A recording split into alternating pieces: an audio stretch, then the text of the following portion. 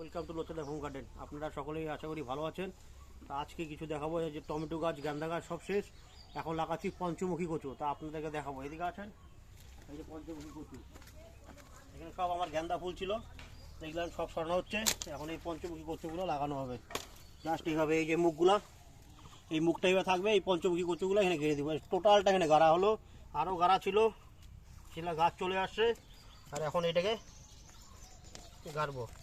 এই যে গেন্দা ফুল ছিল, গেন্দা ফুল শেষ হলো, গেন্দা ফুল শেষ। এখন এটার মধ্যে পঞ্চমুখী কচু, শর্টকাট।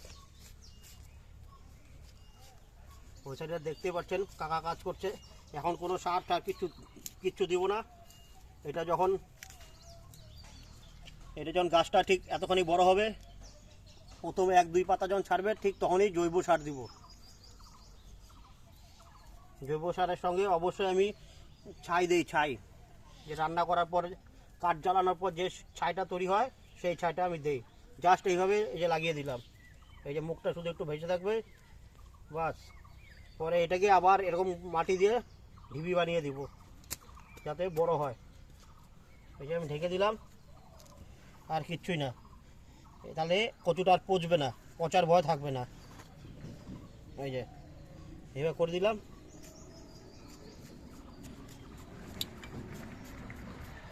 বাস। এখন কিন্তু কিচ্ছু সার নাই। যা সার ওই ফুল গাছের যা সার ছিল, সে সারটাই আছে।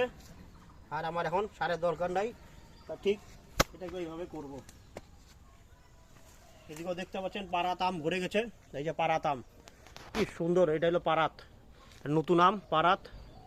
এই বছর আম কিন্তু এত আম রাখবো না, নতুন গাছ। জাস্ট একটা দেখার জন্য, আপনাদেরকে ভিডিও শেয়ার করার জন্য একটা আমি রাখবো, পারাত। তো যাই হোক, এই আমের ভিডিও পরে করবো।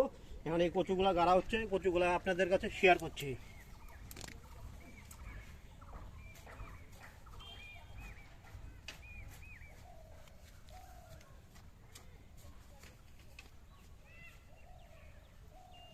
দেখতেও ভালো লাগবে এই কচুগুলা। পঞ্চমুখী কচু বলে এটাকে। এটা পাহাড়ের দিকে হয়তো বেশি হয়।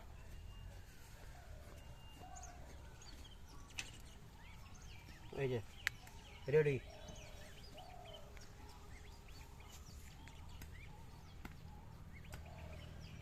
মুখটা ভেসে থাকলে তাড়াতাড়ি হয়ে যাবে, যেহেতু এখন টাইম শেষ।